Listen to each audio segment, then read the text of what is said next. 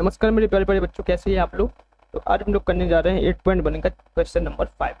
एक थोड़ा सा लेंदी क्वेश्चन है लेकिन बहुत इजी क्वेश्चन है। मैंने आपको एक एग्जांपल से समझाया भी था ऐसे सेम। चलिए स्टार्ट करते हैं। देखिए हमारे पास क्या गिवन है, हमें गिवन है सेक थीटा इक्वल 18/12। ठीक है। अब सबसे पहले आपको जो मेन फॉर्मूला है इसी को पकड़ के चलना है हमें। ट्रिग्नोमेट्री के किसी भी क्वेश्चन में आपको ये वाला फॉर्मूला तो आपको आना ही चाहिए, इसके बिना आपका कुछ नहीं होगा। ठीक है, तो यहाँ पर देखिए सेक थीटा दिया हुआ है। सिंपली सेक थीटा का फॉर्मूला क्या होता है, sine cos tan cos sec, यानी कि एच अपॉन बी। क्या होता है, sec theta equal H upon B.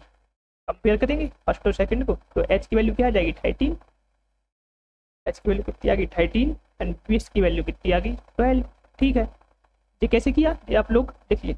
हमारे इसके एल एच एस इक्वल है ना, तो आर एच एस इक्वल हो जाएंगे, आर एच एस इक्वल होंगे तो क्या आएगा एच अपॉन बी इक्वल 13/12। तो एच की वैल्यू 13, एच की वैल्यू 12। अब देखिए किसी भी ट्रिग्नोमेट्रिक रेशियो पे हमें किसी भी राइट एंगल ट्रायंगल में तीन चीजें होती है, हाइपोटेन्यूस, बेस और परपेंडिकुलर। तो हाइपोटेन्यूस और बेस तो हमारे पास है। अब हम लोग क्या निकाल लेंगे, परपेंडिकुलर। हम लोग क्यों निकाल रहे हैं परपेंडिकुलर, हम लोग इसलिए निकाल रहे हैं क्योंकि क्वेश्चन में हमने कहा गया है, क्वेश्चन में हमने कहा गया कि हमें सारे ट्रिग्नोमेट्रिक रेशियोज निकाल लें, और सारे ट्रिग्नोमेट्रिक रेशियोज के लिए तो हाइपोटेन्यूस भी चाहिए पड़ता है, सॉरी परपेंडिकुलर भी चाहिए पड़ता है। तो इसलिए हम लोग निकाल रहे हैं परपेंडिकुलर।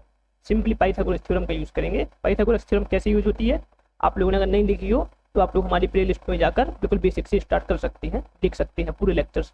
हाइपोटेन्यूस का स्क्वायर क्या होता है, पी का स्क्वायर प्लस बी का स्क्वायर। ठीक है, तो हाइपोटेन्यूस का स्क्वायर यानी कि 13 का स्क्वायर इक्वल पी का स्क्वायर यानी पी हमें निकालना है, और बी का स्क्वायर यानी 12 का स्क्वायर। तो सॉल्व करेंगे तो आज क्या आ जाएगा 169 इक्वल पी स्क्वायर प्लस 144। अब देखिए एक स्टेप मैं मिस करूंगा यहाँ पे, 169 में से 144 माइनस होगा, इस तरफ आएगा ना यहाँ पे, तो माइनस हो जाएगा। तो कितना बचेगा, यहाँ पर हमारा बचेगा 25 इक्वल पी का स्क्वायर।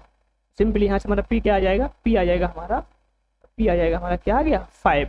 परपेंडिकुलर कितना आ गया 5 आ गया परपेंडिकुलर। एक सेकंड रुकिएगा, इसको थोड़ा सा अलग से कर दूँ। परपेंडिकुलर कितना आ गया हमारा 5 आ गया परपेंडिकुलर ही। ठीक है, अब जब परपेंडिकुलर हमारा आ गया तो हम हमारे पास तीनों हाइपोटेन्यूस, परपेंडिकुलर और बेस की वैल्यू आ गई। अब हम लोग तीनों और सॉरी 6 ही बोल के निकाल सकते हैं इसके ट्रिग्नोमेट्रिक रेशियो, बस फॉर्मूला लगा लगा के। तो sign A cos A theta में है ना, तो चलिए थीटा में लिख लेते हैं हम लोग। थीटा में दिया हुआ है तो थीटा में, उससे कुछ फर्क नहीं पड़ता है। Cos theta sine cos tan theta, तो cot theta sec theta, finally हम लोग क्या निकालेंगे कॉसेक थीटा। ठीक है, बस सिंपली कुछ नहीं करना है आपको, सीधी सीधी फॉर्मूला लगने हैं।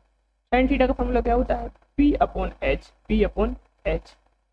कॉस थीटा का P upon H, tan theta का P upon B, cot theta का P upon P, sec theta का एच अपॉन बी। ये सब मैंने आपको पढ़ा के रखे हैं पहले से, आप लोग प्ले लिस्ट में जाके एक बार चेक कर सकते हैं सारी play list. H upon P. अब देखिए साइन थीटा का क्या हो जाएगा, पी कितना है 5, हाइपोटेन्यूस कितना है, हाइपोटेन्यूस दिया हुआ था 13, तब cos थीटा, cos थीटा कितना आएगा बी अपॉन एच, तो बी कितना है, बी है हमारा 12, एच कितना है, एच है हमारा 13। Answer tan theta P upon B यानी कि 5/12। ठीक है, cos थीटा, cos थीटा यानी बी अपॉन पी यानी कि 12/5। हाँ, sec theta H upon B, तो एच कितना है 13 अपॉन बी कितना है 12। cosec theta hypotenuse upon perpendicular यानी कि हाइपोटेन्यूस कितना हो जाएगा 13 अपॉन परपेंडिकुलर कितना दिया हुआ है। ये हमारे सारे ट्रिग्नोमेट्रिक रेशियोज आ गए हैं। तो चलिए मिलते हैं आपसे अगले लेक्चर में अगले क्वेश्चन के साथ, तब तक के लिए थैंक यू, टेक केयर।